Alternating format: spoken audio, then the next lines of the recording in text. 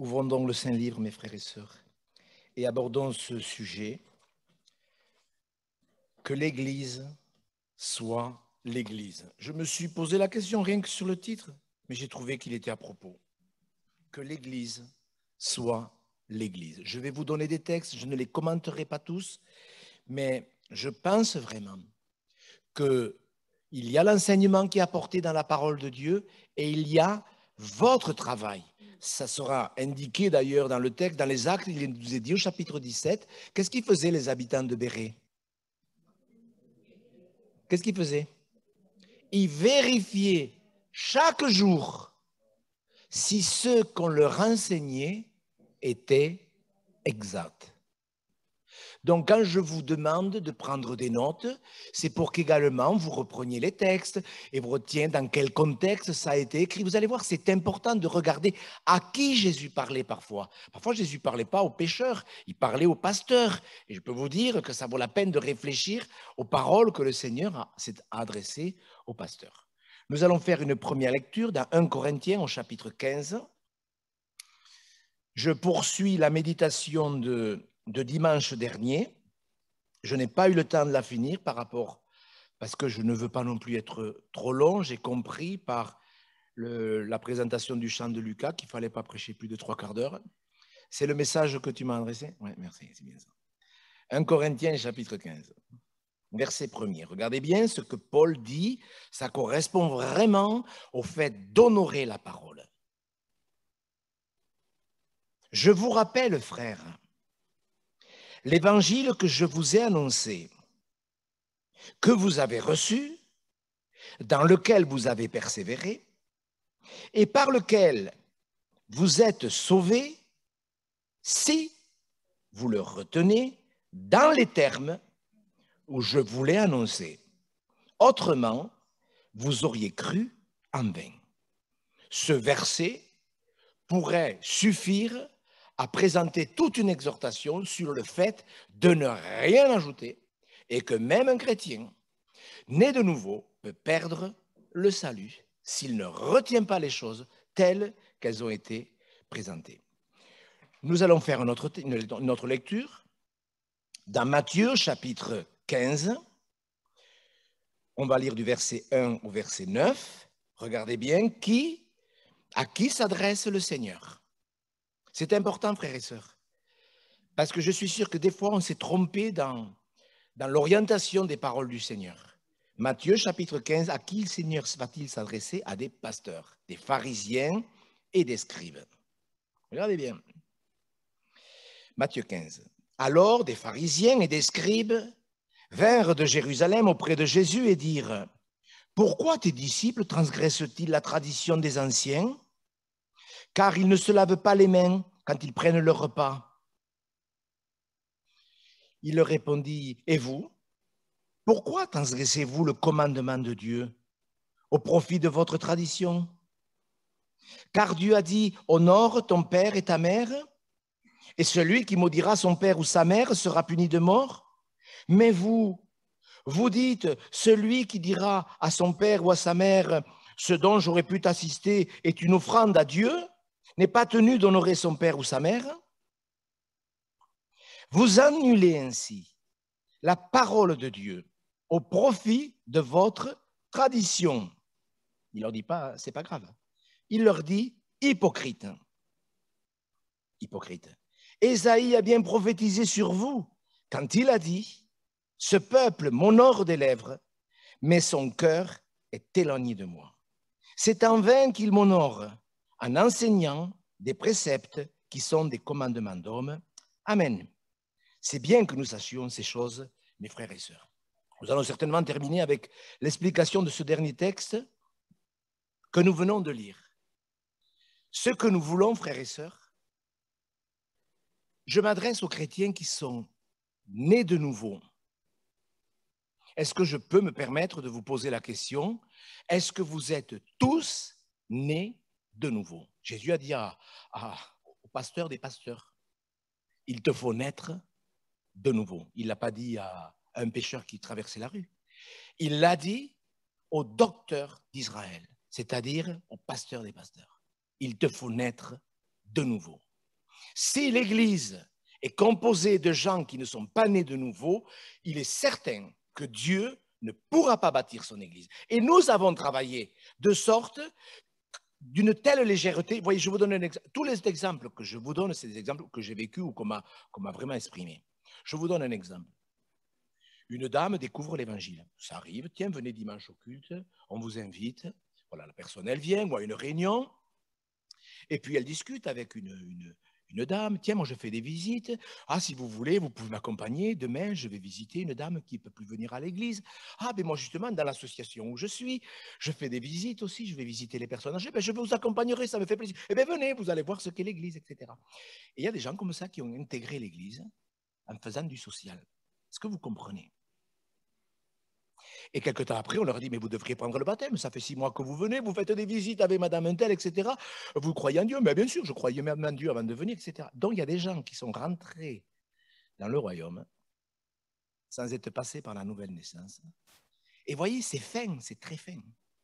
Mais nous devons vraiment, frères et sœurs, comprendre bien que l'Église ne sera l'Église du Seigneur que si elle est composée d'hommes et de femmes qui sont nés de nouveau. Vous êtes d'accord, frères et sœurs? Et on ne doit pas baptiser les gens pour leur faire plaisir. On doit baptiser les gens parce qu'ils demandent le baptême. Dans la Bible, c'est les gens qui demandent le baptême. Parce qu'ils sont convaincus que Jésus-Christ est Dieu, qu'il est le Seigneur, le Sauveur des hommes, et ils veulent s'engager dans une mort à eux-mêmes pour le suivre. Qu'est-ce qu'il a dit le Seigneur? Quand j'aurai été élevé, j'attirerai les hommes à moi. Vous le croyez? Donc, vous pouvez être certain que si une église, une assemblée entière, un groupe de chrétiens, même dans une église, dans une réunion de maison, élève le nom du Seigneur Jésus-Christ, Dieu attirera les hommes à lui, ceux qui le veulent, mais il les attirera. C'est le travail du Saint-Esprit. Nous, notre travail, c'est d'élever son nom. C'est notre responsabilité. Et souvent, les églises, on veut tellement de résultats, je ne parle pas de fruits, j'en ai déjà parlé, tellement de résultats qu'on veut évangéliser, on veut que des gens soient baptisés, etc. On ne sait même pas s'ils sont nés de nouveau, etc. Nous, notre responsabilité, c'est d'élever le Seigneur. Regardez avec moi comment c'est précis. On va voir, on parlait du docteur d'Israël, on va parler du docteur d'Israël de l'époque, dans 1 Samuel. Le pasteur des pasteurs de l'époque, c'était le sacrificateur Élie, pas le prophète. Le prophète, lui, ça allait. Parce que les gens, des fois, confondent entre le prophète Élie et le sacrificateur Élie. Dans 1 Samuel, nous avons un vieux pasteur, le sacrificateur d'Israël. Il sait que ses fils, qui sont pasteurs, eux aussi, mais qui ne connaissent pas Dieu. Quand je vous dis qu'il y a des pasteurs qui ne sont pas nés de nouveau, c'est écrit. Hein. Regardez, 1 Samuel chapitre 2, verset 12. Tout ce que je vous dis, mes frères et sœurs, c'est la parole de Dieu. 1 Samuel chapitre 2, verset 12. Les fils d'Élie étaient des hommes pervers, c'était des sacrificateurs. Hein. Ils ne connaissaient pas l'Éternel. Vous voyez, ils ne connaissaient pas Dieu. Ils avaient suivi papa qui n'allait pas très bien et qui avait laissé beaucoup de choses. Et de grands péchés se commettaient à l'enceinte du temple. C'est écrit, les grands péchés. Moi, j'ai reçu des courriers comme quoi, M. Gau, les grands péchés, ça n'existe pas. C'est écrit, regardez au verset 17. Ces jeunes gens se rendaient coupables devant l'Éternel d'un très grand péché parce qu'ils méprisaient les offrandes de l'Éternel. Alors, ces pasteurs étaient vraiment en difficulté. Nous, on va lire le verset qui nous intéresse, au verset 27. Ce qui nous prouve que même avec des pasteurs pervers, des jeunes serviteurs peuvent tenir debout. Samuel, lui, il n'a pas tenu compte du comportement de ces pasteurs qui étaient mauvais. Donc, au verset 27, un homme de Dieu vint auprès d'Élie et lui dit, « Ainsi parle l'Éternel, ne me suis-je pas révélé à la maison de ton père lorsqu'ils étaient en Égypte, dans la maison de Pharaon ? Je l'ai choisi parmi toutes les tribus d'Israël pour être à mon service dans le sacerdoce, pour monter à mon autel, pour brûler le parfum, pour porter les fautes devant moi. Et j'ai donné à la maison de ton père tous les sacrifices consumés par le feu et offerts par les enfants d'Israël. » Regardez bien maintenant, frères et sœurs. C'est Dieu qui parle au pasteur des pasteurs. Pourquoi alors la faute que ses fils font, il l'attribue au père? Parce qu'il les a laissés faire. Regardez bien. Pourquoi, il n'a pas dit pourquoi vos fils, pourquoi tes fils, pourquoi foulez-vous aux pieds mes sacrifices et mes offrandes que j'ai ordonné de faire dans ma demeure? Et d'où vient que tu honores tes fils plus que moi? Voilà, ça c'est un problème. Quand on honore les hommes plus que Dieu. Que vous de vous engraisser, etc. Regardez bien le verset 30. C'est une loi perpétuelle. C'est pourquoi voici ce que dit l'Éternel, le Dieu d'Israël. J'avais déclaré que ta maison et la maison de ton père marcheraient devant moi à perpétuité. Et maintenant, dit l'Éternel, loin de moi. Regardez bien, frères et sœurs. Car j'honorerai celui qui m'honore. Mais ceux qui me méprisent seront méprisés. C'est une loi. Élever Dieu, c'est honorer son nom. Honorer Dieu, c'est honorer sa parole. Pourquoi vous êtes là ce matin? Est-ce que vous pourriez me dire, parce qu'on voulait changer d'aquarium, donc on est là. Est-ce que votre désir, c'est d'honorer le Seigneur Jésus-Christ? Et cet homme était complètement en vrac. Quand la Bible dit qu'il était vieux, ça ne veut pas dire qu'il était âgé. Ça veut dire qu'il avait perdu sa spiritualité. Il était aveugle, presque aveugle, etc. Et il aurait dû réagir quand Dieu lui a dit, regardez au verset 34, on pourrait prendre une prédication de chaque texte que j'utilise. Regardez, tu auras pour signe de ce qui arrivera à tes deux fils, Ophni et Phinehas, ils mourront tous les deux le même jour. Et vous avez vu ce qu'il dit? Au verset 18, quand il répond, c'est l'Éternel qu'il fasse ce qui lui semblera bon. Frères et sœurs, écoutez-moi bien s'il vous plaît. Si Dieu vous disait quelque chose comme ça, d'une sévérité totale, est-ce que vous direz, c'est Dieu qui fasse ce qui lui semblera bon? Ou est-ce que vous direz, mais qu'est-ce que Dieu nous demande de faire si on a deux fils pervers? Vous comprenez ce que je veux dire? Qu'est-ce que Dieu, il le savait, il devait le savoir. C'est clair, il l'a enseigné. Mais si vous lisez dans la parole, vous voyez vraiment que dans le Lévitique, il est dit, si un homme a deux fils qui sont alcooliques, etc., c'est écrit, qu'est-ce qu'il faut? Il aurait pu travailler au salut de ses fils, même si c'était compliqué. Et il était tombé dans une espèce de passivité. Ce n'est pas comme ça qu'on honore Dieu. Quand on honore Dieu et que Dieu nous reprend, on se corrige. Est-ce que vous comprenez? C'est peut-être des prédications qui sont plus pour les pasteurs que pour les chrétiens. Mais il faut que les chrétiens comprennent ce que c'est l'Église. Si le Seigneur n'est pas élevé, les hommes s'éloigneront de Dieu. Et on éloignera les hommes de Dieu à la place de les approcher. Si le Seigneur n'est pas élevé, on le mettra à la porte. Comme dans la dernière église qui est présentée dans l'Apocalypse, c'est une histoire les plus tristes de la Bible, où nous voyons Jésus qui est mis à la porte de l'église. Vous connaissez ce texte dans l'Odyssée? Il est dehors. Pourquoi il est dehors? Parce qu'on a attristé le Seigneur, on a méprisé le Seigneur. On n'a pas, et là, il n'est que de question que de tiédeur dans l'Apocalypse. Mais mes frères et sœurs, nous devrions vraiment nous faire violence et nous dire, mais Seigneur, parle-moi, qu'est-ce que tu as vraiment à dire à l'Église? Est-ce que je suis en train de t'honorer? Est-ce que j'honore Dieu par mon attitude? Ou est-ce que je fais n'importe quoi, n'importe comment? Le Seigneur, il est clair, il a dit, mais comment ça se fait que tu honores tes fils plus que moi? Vous voyez la peur des hommes. Mes frères et sœurs, n'ayez peur d'aucun homme. Est-ce que c'est écrit? Est-ce que c'est écrit? Tu ne craindras aucun homme. Est-ce que c'est écrit? Eh oui, c'est écrit. Tu ne craindras aucun homme. Deutéronome chapitre 1er. Tu ne craindras aucun homme. Et Élie, il s'est fait piéger. Il a préféré pas avoir d'histoire avec ses enfants. Mais moi, je vous dis, il vaut mieux avoir des affaires, des problèmes avec des collègues, avec des enfants, qu'avec Dieu. Et il aurait pu réagir, il aurait pu dire, bon, je vais aller voir les anciens, je sais ce que le Lévitique dit. Vous voyez, cette réaction dit, mais qu'est-ce que je dois faire pour honorer Dieu?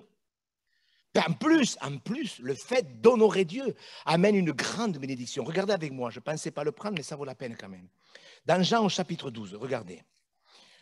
Mes frères et sœurs, je ne sais pas si je vous dirai tout ce que j'ai à vous dire aujourd'hui, mais enfin, on va travailler dans ce sens. Il faudra mettre une horloge au fond, parce que je suis capable de prêcher 2 heures, ça m'en rendre compte. Donc, par contre, peut-être que quelqu'un qui s'endormirait me donnerait une indication.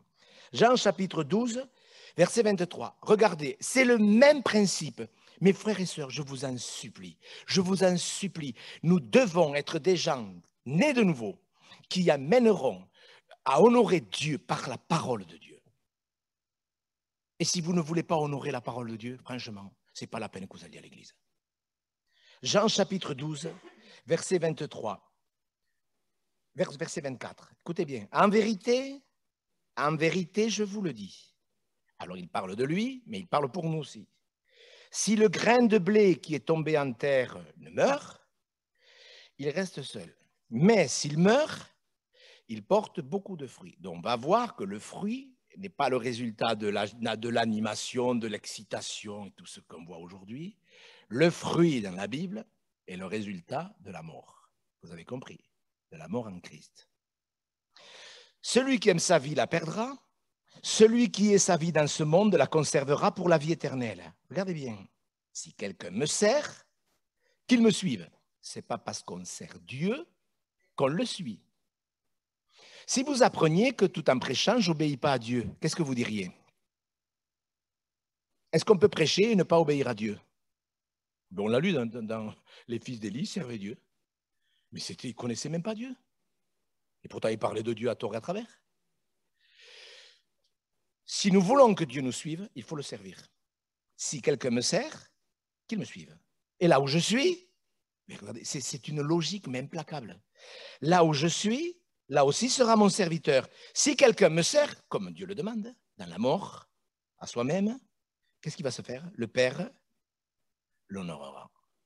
Donc, dans l'Ancien comme dans le Nouveau Testament, vous voyez très, très, très facilement comment on peut honorer Dieu. Et ça va très loin, cette affaire, parce que les gens, moi, vous savez, toute la semaine, j'ai des entretiens. Des pasteurs, d'autres dénominations, des chrétiens qui ne peuvent plus aller à l'église, etc., et qui m'expriment leur souffrance. Et moi, je vous avoue que j'écoute et j'ai honte, parce que je ne me mets pas au-dessus des autres. Je me rends compte qu'on a été d'une légèreté totale. Mais mes frères et sœurs, nous, on a notre analyse. Je vous donne un autre exemple. Le monde vit dans l'iniquité. Vous êtes d'accord? C'est le monde. Mais regardez ce que dit la Bible. Regardez, venez avec moi dans Jérémie au chapitre 23. C'est peut-être un verset sur lequel vous ne vous êtes jamais arrêté, mais moi je peux vous dire que je m'y suis arrêté. Parce que je crois que le Seigneur a voulu que je m'y arrête. C'est un des versets terribles. D'ailleurs, Jérémie, c'est un livre que tous les chrétiens qui veulent honorer Dieu devraient lire et méditer. Je sais qu'il est compliqué, mais quand même, ça vaut la peine. Il ne faut pas manger que du Nutella, il faut aussi manger de la côte de bœuf. Jérémie 23, la dernière phrase du verset 15. Jérémie 23, 15, on appelle ça 15b, c'est la deuxième phrase. Regardez bien ce qui est écrit, frères et sœurs. C'est Dieu qui parle, ce n'est pas les théologiens de l'époque qui essayaient d'expliquer à leur façon. C'est Dieu qui dit. C'est par les prophètes de Jérusalem que l'impiété s'est répandue dans tout le pays. Je ne sais pas si vous réalisez. Est-ce que vous réalisez ce que ça veut dire? Pour nous, l'impiété, elle se répand par les impies. Vous comprenez ce que je veux dire? C'est à cause des pécheurs que le péché s'aggrave. Quand vous lisez la Bible, vous vous rendez compte que l'impiété s'est répandue à cause des pasteurs qui n'ont pas fait le travail que Dieu voulait. D'ailleurs, vous lisez la suite, vous lirez la suite. Et mes frères et sœurs, ça met sur nous une immense responsabilité de faire en sorte que l'Église soit vraiment l'Église. Parce que si l'Église est vraiment l'Église, nous allons faire notre part. La part des chrétiens, c'est préparer le chemin du Seigneur, enlever, ôter, abaisser, etc. Vous connaissez ces textes. Il y a des choses que nous devons faire. C'est à nous de préparer le chemin du Seigneur. C'est exactement ce qu'on est en train de faire si vous êtes d'accord avec cette exhortation qui est une invitation à obéir et à honorer le Seigneur Jésus-Christ. Des textes comme celui-ci, il y en a plein dans la Bible. Vous savez, la sagesse, vous demandez à Dieu de la sagesse? Vous demandez souvent de la sagesse à Dieu? Qu'est-ce qu'elle dit la Bible? Si quelqu'un manque de sagesse, est-ce que vous la demandez tous les jours? Je veux savoir. Peut-être que vous en avez tellement que ce n'est pas la peine d'en demander. Mais quand même, vous ne croyez pas que ça vaut la peine de demander au Seigneur de la sagesse? Et la sagesse, dans la Bible, c'est aussi, il y a plusieurs définitions, mais une définition de la sagesse, c'est aussi voir les choses comme Dieu les voit. Et si nous ne comprenons pas quelle est la part de l'homme, quelle est la part de Dieu, nous allons vouloir faire la part de Dieu parce que nous voulons tellement de résultats. Mais c'est ce qui s'est passé. C'est que les pasteurs ont voulu tellement de résultats parce qu'il fallait donner des comptes aux assemblées générales, il fallait prouver que nous avions vraiment un ministère. Et on a fait n'importe quoi. Mais mes frères et sœurs, nous devons tous, ce n'est pas le travail d'un pasteur, c'est le travail de toute l'Église d'honorer le nom du Seigneur. Ce n'est pas le travail que du pasteur. Ne vous mettez pas en tête que la bénédiction d'une église, elle est liée à la valeur de ministère. La bénédiction d'une église, elle est liée à la valeur de toute l'église, qui cherche Dieu, qui s'applique à dire, mais c'est vrai, je ne cherche pas Dieu, je suis d'une légèreté. Si vous ne cherchez pas Dieu, mes frères et sœurs, ça va vous pénaliser. Vous allez être un chrétien de nom, vous allez vous traîner, excusez-moi l'expression. Moi, je crois que, est-ce que c'est écrit dans la Bible? Cherchez l'Éternel. Mais c'est un commandement béni. Nous devrions aimer chercher Dieu. Si vous n'aimez pas chercher Dieu, eh bien, demandez-lui qui vous aide. Je ne sais pas. Est-ce qu'on peut demander à Dieu de l'aide? Est-ce que c'est écrit, le Seigneur est votre aide? Ben oui. Si vous êtes léger dans votre culte personnel, ben dites-le lui. Dites-le lui. Seigneur, tu vois ma vie spirituelle, 5 minutes par jour, j'en ai honte. Mais ne vous culpabilisez pas bêtement. Seigneur, tu vois, moi je voudrais avoir une vraie communion avec toi. Car regardez, on va lire ce texte qu'on a utilisé 2 ou 3 fois dans 1 Corinthiens au chapitre 14, par rapport justement à l'exercice des dons spirituels qui doivent être vraiment faits dans l'ordre, la bienséance. Vous voyez, ce matin, il y a des personnes nouvelles. Mais regardez, 1 Corinthiens chapitre 14, j'en ai parlé dernièrement. Mes frères et sœurs, c'est archi sérieux. Il y a eu tellement de débordements, de désordre, que le Seigneur s'est retiré de l'Église. 1 Corinthiens 14, regardez bien, on l'a lu, mais il y en a qui n'étaient pas là, et c'est peut-être très bien qu'on le relise pour la 1e fois. Si donc, dans une assemblée de l'Église entière, tous parlent en langue, 1 Corinthiens 14, 23. Écoutez, Claudine. Si donc, dans une assemblée de l'Église entière, tous parlent en langue, et qu'il entre de simples auditeurs ou de non-croyants, ne diront-ils pas que vous êtes fous? C'est ça qu'on veut dans l'Église? Que les gens qui découvrent l'Évangile nous prennent pour des fous? Non, bien sûr. Mais, si tous prophétisent, alors qu'est-ce que ça veut dire? Que tout le monde va donner des dons spirituels? Non. Tous prophétisent, ça veut dire que tous ont la pensée de Dieu. Vous comprenez bien? C'est facile. Est-ce que ça pourrait arriver que dans l'Église, tous les chrétiens nés de nouveau s'appliquent à avoir la pensée de Dieu? Mais bien sûr. Je ne pense pas que ce soit un gros effort. Donc, si tous prophétisent et qu'il entre un non-croyant ou un simple auditeur, il est convaincu par tous, il est jugé par tous, les secrets de son cœur sont dévoilés, de telle sorte que tombant sur sa face, il adorera Dieu et publiera que Dieu est réellement au milieu de vous. Voilà ce que c'est l'Église. Ce n'est pas nous qui le publions, c'est les pécheurs qui se mettent à publier que Dieu est au milieu de nous. Et c'est la volonté de Dieu. La volonté de Dieu, d'ailleurs on est dans 1 Corinthiens, regardez dans 2 Corinthiens. Dans 2 Corinthiens, au chapitre 6, oui, c'est au chapitre 6. Voyez, qu'est-ce qu'il dit? Il le dit, c'est ce que Lucas a présenté dans le chant. 2 Corinthiens, chapitre 6, verset 1er. C'est un verset, moi, qui m'a fait beaucoup réfléchir. Puisque nous travaillons avec Dieu, nous vous exhortons à ne pas recevoir la grâce de Dieu en vain. Franchement, vous ne trouvez pas que ça fait peine? Recevoir en vain. C'est-à-dire que je reçois une exhortation, je reçois un encouragement, je reçois le médicament qu'il faut, l'ordonnance. Quand on va chez le docteur, il nous prescrit une ordonnance. Et voilà, on dit, ça, il me faut prendre ça parce que j'ai le glucose qui a augmenté. Là, vite, il faut que je ne mange plus. On le fait, c'est une ordonnance. Et là, on voit bien que Paul dit, mais je vous le dis, ne recevez pas en vain. Si vous écoutez cette exhortation et que dimanche prochain, nous n'ayons pas fait quelques petits progrès, ça veut dire que nous aurons reçu cette exhortation en vain.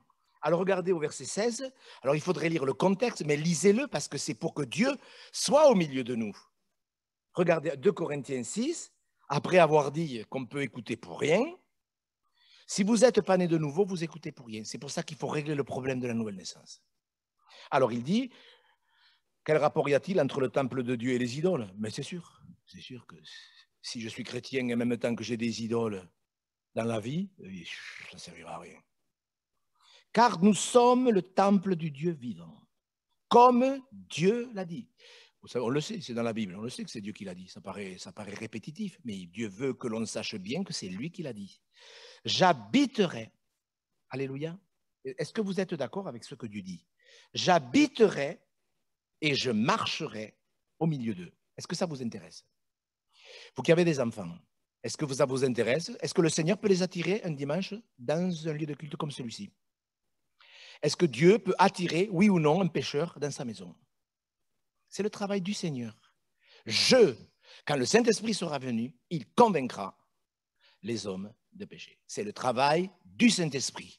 N'essayez pas avec des témoignages de 3h30 d'essayer de convaincre quelqu'un de péché. Soyons des instruments de paix. Soyons de bons témoins, on n'est pas des convertisseurs. Dieu l'a dit, j'habiterai, alléluia, je marcherai au milieu d'eux. Je serai leur Dieu, ils seront mon peuple. C'est pourquoi, il y a des conditions, sortez du milieu d'eux. À un moment donné, il faut sortir de la religion. Sortez du milieu d'eux, séparez-vous, dit le Seigneur. Ne touchez pas ce qui est impur. Écoutez, frère, il n'y a pas besoin d'un discernement spectaculaire pour savoir ce qui est impur. Des fois, on me dit, monsieur Go, est-ce qu'on peut regarder la télé? Je dis, moi, ça m'est égal. Mais ne regardez pas des choses impures. Mais franchement, mais qui on est pour dire aux gens, il ne faut pas faire ceci? Ça c'est sectaire à fond. Je crois que le Saint-Esprit va nous montrer, si je mets la télé en marche, oui ou non quand même? Sérieusement, est-ce qu'il y a besoin d'un discernement phénoménal pour savoir si quelque chose est pur ou impur? Voilà. Ne touchez pas à ce qui est impur, je vous accueillerai.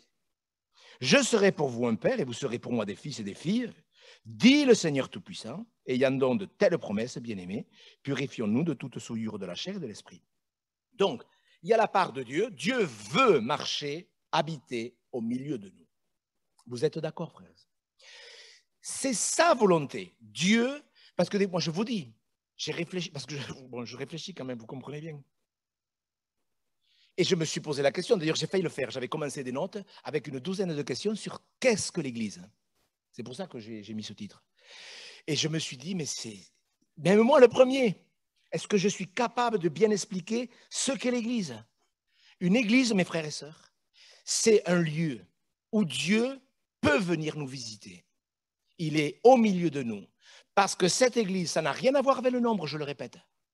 Ça n'a à voir qu'avec des gens nés de nouveau, qui ne reçoivent pas la grâce de Dieu en vain, mais quand ils entendent quelque chose, ils se corrigent. Ou ça, je ne l'ai pas. Ça, c'est vrai. Il y a peut-être une parole à l'intérieur de ce culte qui va vous interpeller. Notez-la peut-être, si vous êtes oublieux. Est-ce que Dieu peut nous parler? Est-ce qu'on peut oublier? Ben oui. Ce n'est pas une question de mémoire, vous voyez, c'est une question de foi. Donc on peut oublier certaines choses. Mais mes frères et sœurs, nous devons savoir quelle est la part de Dieu. Nous devons savoir quelle est la part de l'homme. La part de Dieu, il la fera. Vous le croyez qu'il la fera?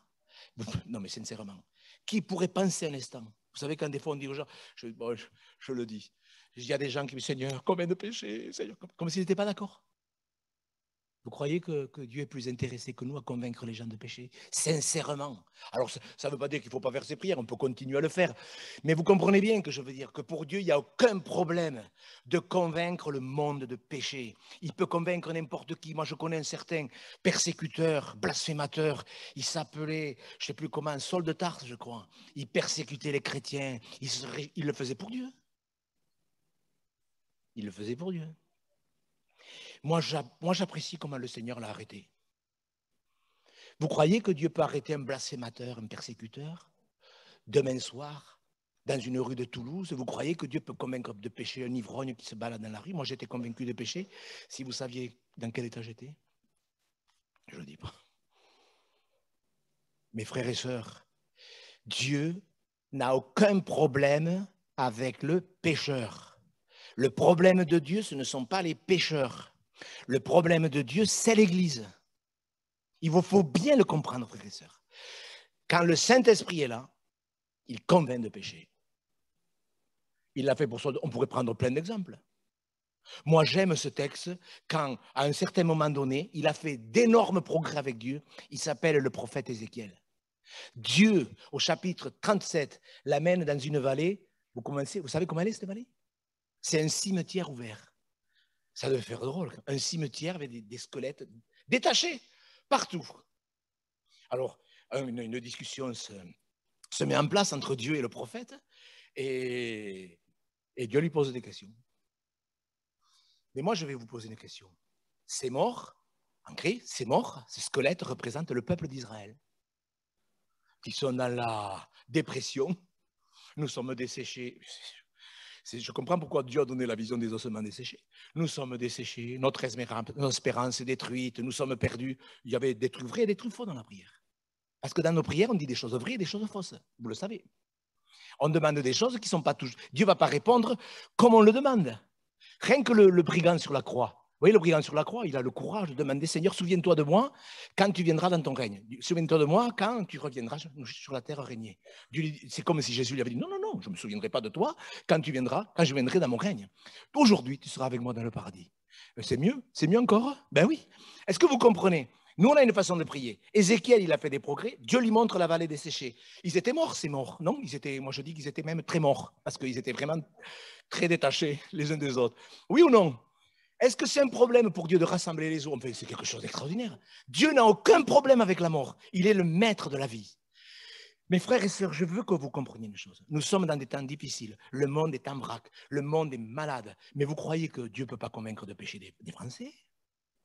Nous, on est là, Seigneur, ils sont trop durs. Combien de fois j'ai dit, oh, vous savez, si vous connaissez mon fils, c'est une tête de mule. Ma mère parlait comme ça. Mais vous croyez que les têtes de mule, qui c'est qui a créé les mules? Vous croyez que Dieu peut convaincre de péché un pécheur? Pourquoi vous vous inquiétez de ça? Ce n'est pas votre travail. Notre travail, c'est de rendre un bon témoignage, de préparer le chemin du Seigneur. Seigneur, tu permets qu'en France, il y ait une nouvelle fédération. La fédération, ça ne sert à rien. C'est un outil. On en a souvent parlé. Le problème, ce n'est pas la fédération. Le problème, c'est que Dieu puisse bâtir son Église. Et il la bâtira. Je peux vous dire qu'il la bâtira. Avec des gens nés de nouveau qui disent, oui, ce matin, j'ai compris ça. Il faut que je m'y attelle. Je suis capable de prendre 2 heures pour ça. C'est peut-être bien ou pas bien, je ne sais rien. Mais je veux quand même honorer le Seigneur. En plus, c'est la loi de la multiplication. Ça vaudrait la peine d'y revenir un jour. Un véritable disciple, il est soucieux de faire d'après le modèle. Dieu avait dit à Moïse, c'est écrit dans Hébreux 8:5, aie soin de faire selon le modèle qui t'a été montré. Notre modèle, c'est la parole. Nous n'avons pas besoin d'autres modèles. Nous n'avons pas besoin de discours, de théologiens qui, avec leur enseignement pervers, j'utilise des mots chrétiens, bibliques, nous détournent de la vérité. Un disciple, il n'ajoute rien, il ne retranche rien à la parole de Dieu. Si vous demeurez dans ma parole, vous êtes vraiment mes disciples. Vous entendez, frères et sœurs? Proverbe 36, n'ajoute rien à ces paroles, de peur qu'ils ne te reprennent et que tu ne sois trouvé menteur. Psaume 148, verset 6, il a donné des lois, il ne les violera pas. Mes frères et sœurs, Dieu ne reviendra pas sur ce qu'il a dit. Il a donné des lois, mais qui est l'homme pour se permettre d'ajouter ou de retrancher comme si Dieu ne savait pas ce qu'il avait à faire quand il a institué l'Église? Je bâtirai mon Église. Nous place, si nous sommes d'accord avec cette introduction, cette parole de Jésus-Christ, je bâtirai mon Église, nous place de suite devant l'importance de l'Église. D'autant plus que de véritables chrétiens ont dû quitter l'Église, les églises, parce que l'Église du Seigneur n'était pas l'Église du Seigneur. Ça devient extrêmement compliqué. Mais c'est la vérité. On y reviendra. Jésus-Christ, le Fils de Dieu, a déclaré qu'il bâtirait son Église. C'est quelque chose de divin. Il y a des gens, oh l'Église, on s'en fiche de l'Église. Des chrétiens qui parlent comme ça. Parce qu'ils ont été, c'est notre faute, c'est notre faute. Je le pense vraiment. C'est notre faute. Si les pasteurs, on n'avait pas répandu l'impiété, eh bien, on n'en serait pas là. Il sait très bien, le Seigneur, que la construction de l'Église ne se fera pas sans difficulté. C'est pour ça qu'il a dit, je bâtirai mon Église et les portes du séjour des morts ne prévaudraient pas contre elle. Donc, l'ennemi s'acharne contre l'Église, c'est évident, mais de la même manière que Jésus a été vainqueur à Golgotha, de la même manière, l'Église sera victorieuse. Point. La véritable Église, les portes du séjour des morts ne peuvent pas prévaloir contre elle. Vous pouvez dire amen parce que ça c'est important. Le triomphe de l'Église, il est certain. Mes frères et sœurs, je voudrais vous donner une autre pensée. Écoutez bien cette pensée, parce qu'elle nous cale sur des rails. Plusieurs passages du Nouveau Testament, vous les avez lus, nous montrent l'intérêt que Jésus-Christ porte à l'Église. Quand il est dit, Christ a aimé l'Église et s'est livré lui-même pour elle, Éphésiens 5, 25, pour ceux qui prennent des notes. Pourquoi Dieu a aimé l'Église? Parce qu'elle a de la valeur à ses yeux. Bien sûr que nous pensons que Jésus s'est sacrifié pour chacun de nous. Oui ou non? Pour qui Jésus s'est-il sacrifié? Vous voyez, c'est une question qu'on pourrait aborder avec les pasteurs. Pour qui Jésus-Christ s'est-il sacrifié? Chacun peut dire, il s'est sacrifié pour moi. Il est mort pour moi. Oui ou non? Et c'est vrai. Quel bonheur. Le Seigneur Jésus-Christ est mort pour toi, mon frère. Pour toi, ma soeur. Que son nom soit béni. Mais il est mort pour l'Église. Afin que les dominations et les autorités dans les lieux célestes connaissent aujourd'hui, par l'Église, la sagesse infiniment variée de Dieu, Éphésiens 3,10. Les dominations dans les lieux célestes, même sur la terre, n'en parlons pas bien sûr. L'Église doit être connue, enfin, le Seigneur Jésus doit être connu par l'Église. Est-ce que vous comprenez? Le témoignage que je vous donnais tout à l'heure du gars qui s'est suicidé parce qu'il a parcouru toute l'église de la ville, alors ce serait un long discours, mais qui n'en a pas trouvé. Mais moi, je sais que c'est vrai ça. Je le sais. Je le sais. Mes frères et sœurs, est-ce que vous croyez que par l'Église, le monde peut connaître Jésus-Christ?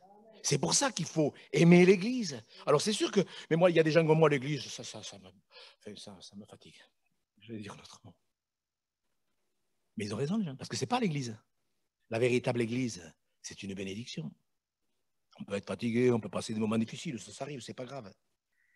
Mais l'Église, elle est la colonne et l'appui de la vérité.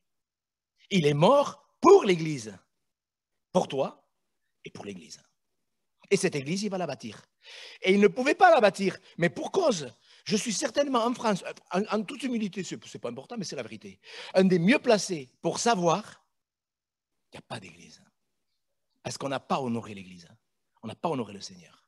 On n'a pas honoré sa parole. Et nous devrions parler de l'Église comme Dieu en parle.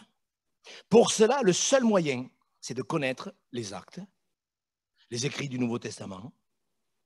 Regardez comment Dieu parle aux églises. Regardez dans l'Apocalypse, qui est le livre de la Révélation, Dieu parle à 7 églises. Et il leur dit ce que l'Esprit dit aux églises. Moi, c'est une obsession, ça. Ce que l'Esprit doit dire à l'Église. Je vous assure que c'est une vraie obsession. Je pense qu'à ça. Parce que je sais que si Dieu ne parle pas à l'Église, ça ne sera pas l'Église. Ça sera une société religieuse qui peut être bien, mais qui ne sert à rien. Dieu veut une Église. Dans l'Apocalypse, même dans l'Apocalypse, Dieu fait parvenir sa pensée aux églises. Nous ne pouvons pas nous passer de l'Église, de la véritable Église. Et je m'adresse à tous ceux qui écouteront ce sermon, qui ne vont plus à l'Église depuis des années. Je vous le redis, je vous demande pardon de la part de tous les pasteurs. Même si certains ne seraient pas d'accord, ça m'est égal. Moi, je vous demande pardon, parce que c'est nous qui vous avons éloignés de l'Église. Vous qui écouterez ce sermon et qui n'êtes pas allé dans une Église depuis des années, c'est à cause de nous. Parce que dans la véritable Église, vous y seriez restés. Et je sais que c'est vrai ce que je vous dis. Je vous assure que c'est vrai. Qui a le droit de porter le nom de l'Église? Oui, ça, c'est des questions que je me suis posées hier. Qui peut porter le nom de l'Église? Qu'est-ce que l'Église? Où est l'Église? Il y a plus de 300 groupes religieux qui revendiquent ce nom.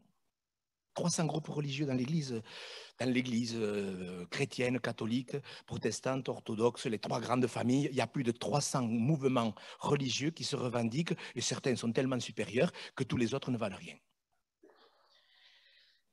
L'Église que le Seigneur appelle mon Église, c'est l'Église qui n'éloigne pas les gens de lui, mais qui honore sa parole. Parce que je peux vous dire que par la théologie, on a éloigné les gens de Dieu. C'est Spurgeon. Bon, je ne sais pas si vous connaissez Charles Spurgeon. On l'a appelé le prince des prédicateurs parce que c'était vraiment quelqu'un qui vraiment tenait debout dans ses prédications. Et il a dit, moi quand je lisais ça quand j'étais jeune, ça me faisait presque sourire. Il disait que les écoles bibliques ont fait perdre la foi aux pasteurs. Moi, quand je lisais ça, je me disais, mais il est sévère cet homme. Parce que mes frères et sœurs, nous avons essayé avec la théologie. Regardez Élie. Nous avons essayé avec la théologie d'apporter des idées nouvelles, parce que ça fait BCBG. Oui, tu amènes des nouvelles idées dans l'Église. Ah, ce pasteur, il modernise l'Église. Il faut, comme un pasteur l'a dit il n'y a pas longtemps, il faut dépoussiérer ce vieux livre. Moi, je trouve que c'est grave de parler comme ça. Mes frères et sœurs, la véritable Église, c'est celle qui honore la parole, point. Et qui ne rajoute rien et qui ne retranche rien. Soyons simples, soyons honnêtes. Franchement, je vais vous donner quelques pensées qui sont là sur mon cœur. Soyons honnêtes. Dieu n'était-il pas capable, dès le départ, lui qui est le divin architecte, le divin constructeur, est-ce qu'il n'était pas capable, dès le départ, de présenter l'Église qu'il voulait? Sérieusement, mais qu'est-ce que c'est ça? De penser que Dieu, quand il a présenté l'Église comme un architecte qui présente un plan, comme un constructeur qui présente les matériaux, vous ne croyez pas que Dieu n'était pas capable, dès le départ, de présenter l'Église telle qu'il la voulait, pour le salut, pour la foi, pour tout? Vous ne croyez pas que Dieu était obligé d'ajouter quelque chose? Et nous, les hommes, avec notre cléricalisme, avec notre ecclésiologie, avec notre déontologie et tout le cinéma, qu'est-ce que nous avons fait?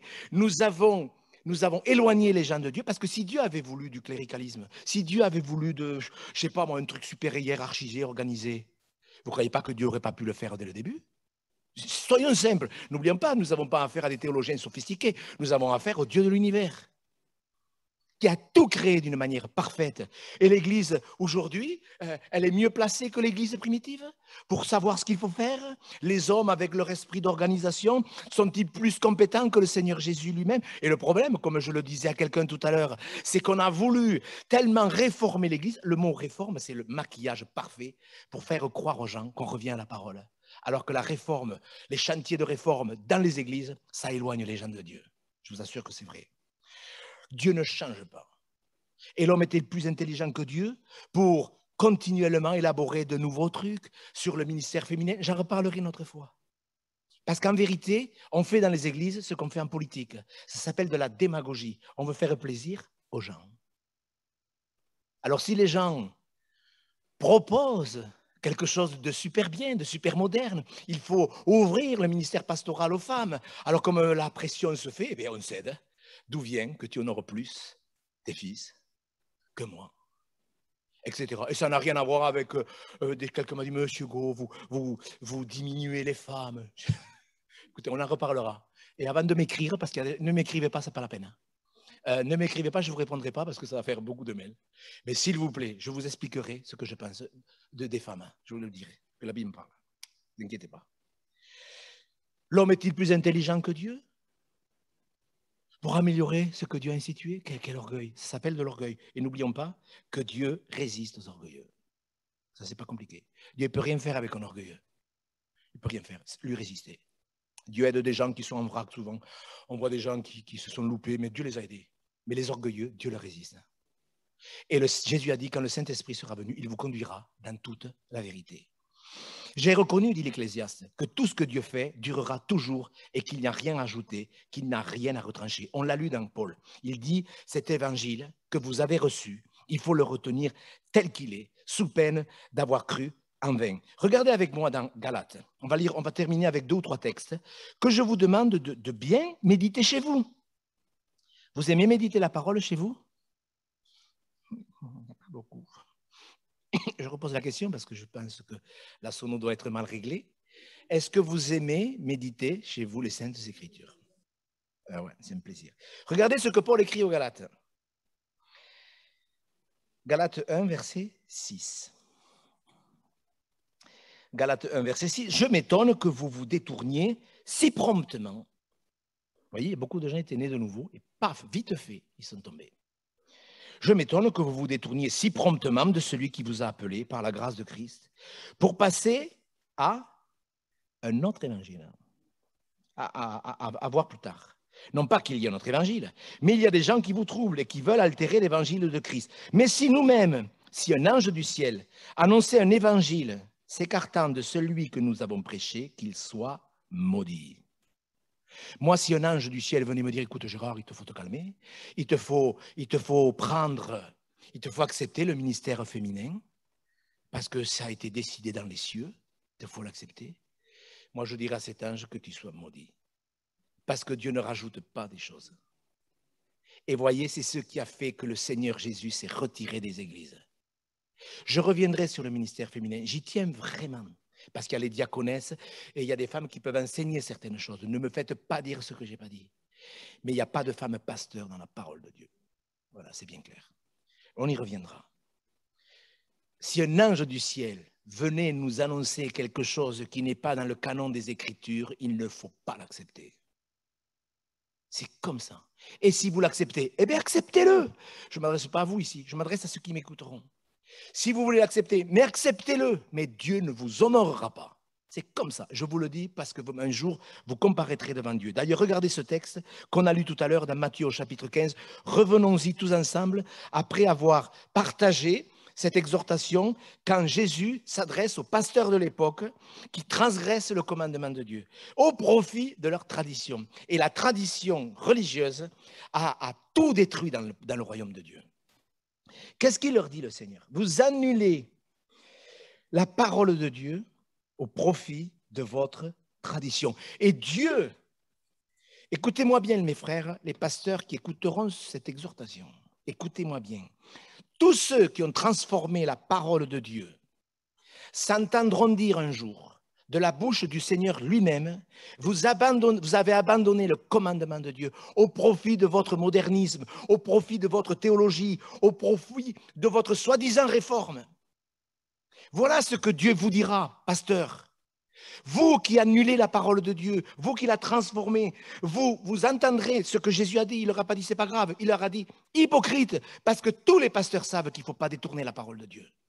Et nous avons non seulement détourné la parole de Dieu, mais nous avons éloigné les gens de Dieu. Vous vous rendez compte de cette fameuse loi du Corban qui s'appelle, hein, voyez, je dois aider mon père, je dois honorer ma mère, mais ça me fatigue, ils sont vieux, ils m'énervent. Voilà, donc ça me coûte 400 € par mois, mais les 400 €, je les donne au temple, comme ça je suis débarrassé de cette parole. Mais c'est vite fait de trouver des moyens pour se débarrasser de la parole de Dieu. Mes frères les pasteurs, vous qui entendrez ce sermon, moi je vous dis que si vous transformez la parole de Dieu, vous vous entendrez dire par la bouche de Jésus-Christ vous-même, hypocrite. Vous avez abandonné la parole de Dieu, les gens n'ont pas pu rentrer dans mon église. C'est sûr et certain.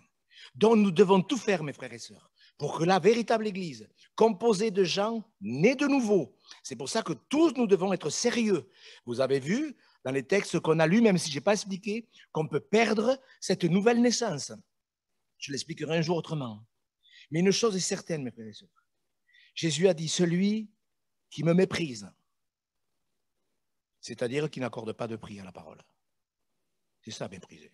Ouais, il a dit, mais enfin bon, monsieur Go, on est en 2021, ça a été écrit au 1er siècle. Franchement, vous ne croyez pas qu'il faudrait moderniser un petit peu les Écritures? Eh bien non. Celui qui me méprise et qui ne reçoit pas mes paroles a pour juge la parole même que j'ai annoncée. Ce sera elle qui le jugera au dernier jour.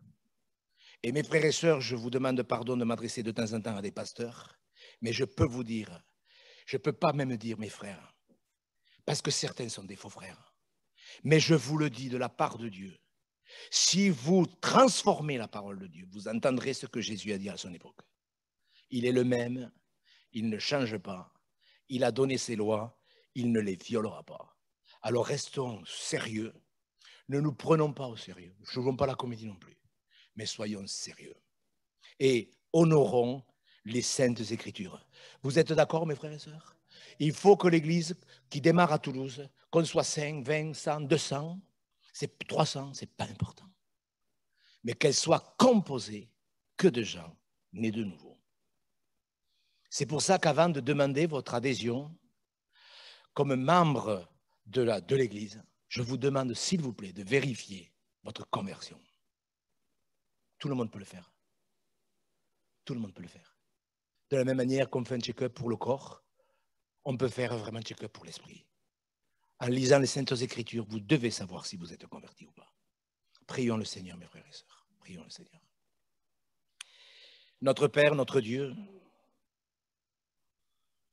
qui est l'homme pour ajouter à ce que toi, le divin architecte, le divin constructeur, tu as institué dès le départ? Pardonne l'orgueil, Seigneur, l'aveuglement.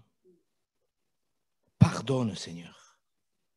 Toi qui gardes les fidèles, tu vois dans ce pays de France les véritables fidèles, ceux qui sont fidèles à ta parole. Seigneur Jésus, tu nous dis dans ta parole que rien ne t'est impossible. Tu connais tous tes enfants, seraient-ils tous dispersés? Nous te demandons, Seigneur, que dans ce pays, dans les pays francophones, dans les pays outre-mer, tu puisses bâtir ton Église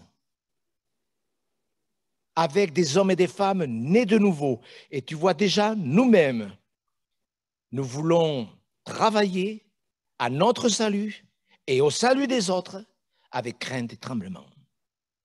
Pardon, Seigneur, pour toute la religiosité, la théologie, tout ce qui est clérical, qui a embrouillé ton œuvre. Seigneur, nous ne voulons pas que tu sois dehors en train de frapper, nous voulons que ce soit dedans en train de bénir. C'est la seule chose que nous voulons, Seigneur, que tu puisses bâtir ton Église. Que tu reviennes demain, que tu reviennes dans 10 ans, Seigneur, ça nous est égal. Mais que tu puisses bâtir ton Église avec nous, Seigneur. Et je te prie vraiment de nous aider à chacun, afin que nous ne nous trompions pas par des faux raisonnements, mais que nous portions du fruit, Seigneur, à la gloire de ton nom. Merci, Seigneur Jésus. Que la paix du Seigneur soit sur vous, frères et sœurs.